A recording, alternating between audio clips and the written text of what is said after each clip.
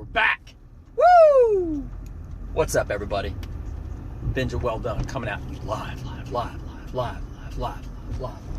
You know, I say that because of that one film called Step Brothers, prestige worldwide, wide.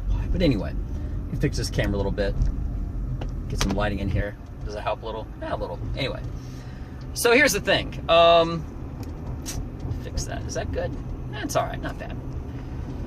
So, tell you how the comedy show went September 15th at the Addison Improv. It was, I love the place. It was so awesome. It was so much fun, and I did very, very well. There were some circumstances that happened that could have made the show better, but I'm an Army veteran. I adapted and overcame, and it was still a really, really great show. So, when I was preparing to go on, I had been rehearsing and doing open mics and everything for a 10-minute set. When I got there, I found out that for whatever reason, okay, I had to do, I had 2 less minutes, and I had a closer. My closing joke is like, it ends on like a high note, and it's like 1 minute long. So I had about an hour to kind of edit in my cerebellum, big word I know, live. And I actually had a little bit before going on stage, maybe, like I said, maybe about like an hour, but I also had to do it while it was live too at the moment. 2 minutes of material and have it flow. The result of that was that 2 different jokes, the setup for the jokes are pretty funny, but the punchlines and the taglines is really where like those jokes hit hard. I had enough time to make everything transition and flow, but I had to take out the punchlines because it's like 2 of the things I was going to say are about 2 minutes each. And I set the setups in like 1 tagline, and then the setup with like the last tagline, and it just seemed like I just sort of ended two jokes abruptly. Well, that's because I did, but I also did not go over my time. I made some money. I made some new, again, I don't like to say contacts. That's so like disingenuous. Some new associates. They're not friends, they're associates. Met the owner, this guy Billy. He was really, really cool. He was a very, very nice guy. Sorry, name drop. I hate that shit, but I'm not gonna edit it. I met, it was just a really good show. And some my close friends came out, and he brought like his girl and another friend of his and that guy's girl. It was, and I was with my girl, so it was just so much fun. And under the circumstances, considering that I had to change some stuff, it was, I would rate it like a 90%. I would rate it like a 90%. I did very, very well considering that I made changes that were not prepared for, and also live in the moment, and I actually worked through it and overcame. So that's how it went. Now, that being mentioned, there's something that happens in, I'll just say, the comedy world. You hear a lot about it when like a professional stand-up comedian will just release his special, and then a week after that he might still be saying that exact joke or whatever the case after he's done filming. And right after he films, he figures out like a better way to end the joke, or another one little tagline to say, or a better way of phrasing it. And that's comedy for you. It's always evolving, always adapting. And sure enough, that happened to me. I had this part where I was talking about a girl in a wheelchair and dating her, and it was a great, awesome, great learning experience, and I'm going to take that and drive forward with it, as I do everything else. But here's what happened. People felt kind of awkward about it, and I didn't really have enough time to continue the joke, so it kind of ended like, it was really funny, and they laughed really hard, and about me dating this girl in a wheelchair, but I didn't get to add the amount of detail that I wanted onto it, so it kind of ended in like an awkward way. Even getting into a joke to be a little bit awkward, here was the basic learning lesson, which is this. What I'm doing now is, and what I had learned how to do, and like I said, I'm doing from now on forward, moving, always, permanently, no matter what, done, is permanently and always addressing material and stuff that I do when awkward, not if, because it's going to happen, when I address a certain topic that may make people feel awkward, there's awkward silence, is addressing it awkward silence, because that brings a laugh and it makes people laugh even addressing it. And then directly after that, addressing how I addressed it, pretty much just mentioning the fact that I just mentioned how it was awkward. And then, what's up everybody? Early in the morning, as you can see, the time and date and background, everything changed. My battery went bye-bye. Told you I need to get a new phone. But anyway, all I was saying was just basically because that had happened and whatnot, and there was like awkward silence, I figured out a great thing to do, which is something I'm going to be continuing to do from now on. In short, which is this: when the awkward silence happens, and it will, with my material, it 100% definitely, 110% definitely will, frequently, okay, is first off pointing out the fact how it's awkward, because that gets a laugh, just pointing it out, okay? Because there's a lot of real things in life that are awkward, but they're funny too, right? And then mentioning the fact how I just mentioned it. So basically going back and pointing to the fact at what I just did. Even that's funny because I'm addressing in a different angle how the topic of what I'm saying is awkward, and that brings a second laugh, okay? And then from there, mentioning how the topic itself, addressing the topic in general, okay, how it is awkward, okay, that gets another laugh, which is great, of course, that's the whole purpose and point. And then after that, starting again from the beginning with the original premise of what I was talking about, now they're more comfortable and that makes them laugh. And then carrying through the rest of the story or whatever it is that I'm saying, which gets a laugh, and then it continues to build up from there. But it's so great because using awkward silence is it's going to be so much fun. And you know, there's a certain phrase, putting like tools in a toolbox, which is basically a way of saying you take it out when you need it.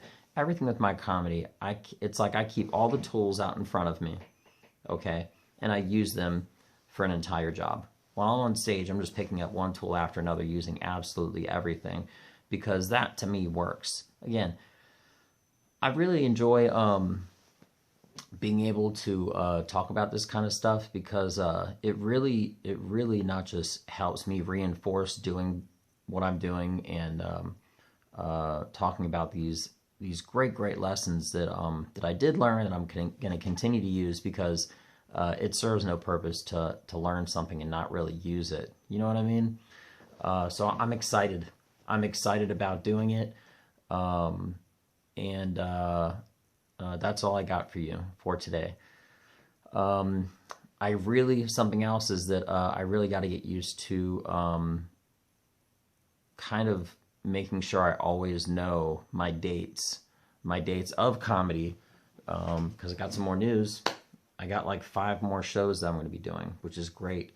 Almost every single weekend up until the middle of November looks like it's starting to be booked. So that's fantastic. And yeah, right now, like if somebody wanted to know where to find me at, I have to look at my phone. Not necessarily that I have to, but I haven't really put any effort into really just knowing all my dates, so that I don't even have to look at a calendar. I just know it, and that's that. That's not the case. Right now, I kind of just like check through my phone and swipe through. But that's wrong. That's not good, because I want to be able to, and I should be, and I will. Again, another tool in the toolbox is I'm going to make sure that I know all of my dates inside and out, backward and forward, the venue, the date, the place, the time, etc. Because that's how I advertise myself. That's how I sell myself. So there's a lot of other good stuff going on, but that you'll just have to see as it happens. Thank you so much for your time. I hope you like this video. Sorry for the lack of continuity. Yeah, it's a video. It's a film term, I'm pretty sure, which basically means like making sure. You ever see like a film or a television show or whatever, where it's like the guy has a jacket on and he's talking to his friend, and then like the camera angle changes, and next thing you know, his jacket's off, or it's like on a bench right behind him, and then after that, like it's back on. That's a lack of continuity. Don't really get to say that term often, but the fact that I am finishing the second video of one I just did, yeah, didn't mean it happened, but it did. So anyway, I hope you liked this video. It's like 5 o'clock in the morning, and I'm gonna start working out.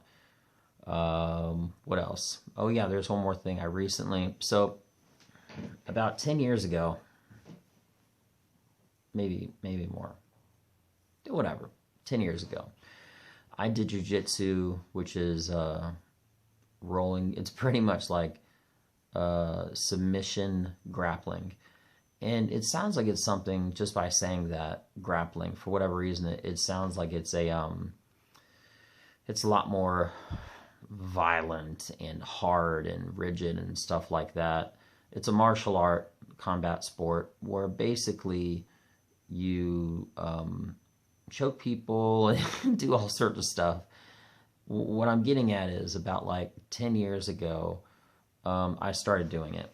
And for one reason or another, pretty much just having to do with money and minutes, you know, not really having a time to do it and not really having the money to do it. I kind of like put it on the shelf. And I was telling my wife the other day, like, you know, I've been wanting to do this for so long, regardless of the minutes, regardless of the money.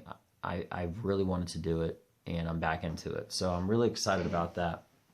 I started thinking to myself where I'd be as far as jiu-jitsu if I started like 10 years ago.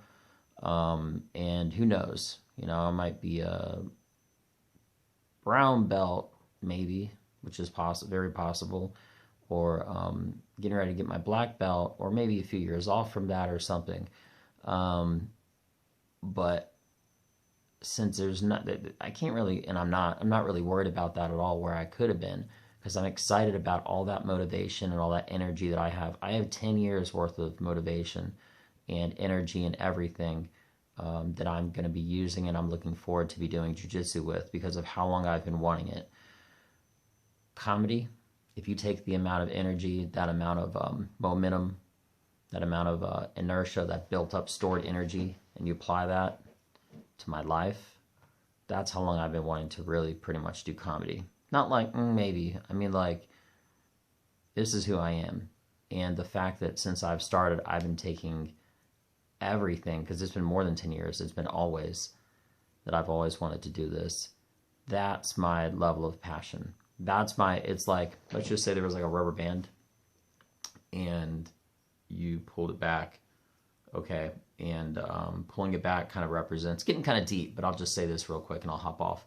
Pulling that rubber band back represents when I reach the start line, how much momentum I'm going to have, okay, and how much farther it's going to push me ahead of everybody else and motivate me every single morning, every single day, night, etc. The amount of momentum and the amount of inertia, which is a scientific word for more or less built up, stored momentum and energy, I have that only about 10 years, which is a lot for jiu-jitsu. But as far as comedy goes, I have that since always. So that probably doesn't make a big impact to you, but for me, that means that I'm taking a lifetime of energy and so much more momentum and stuff like that, and appreciation, and just the want for it, and the breath for it, and the life for it, and putting it in all on my day one. All of that built up want, all that built up energy is not wasted. It's used.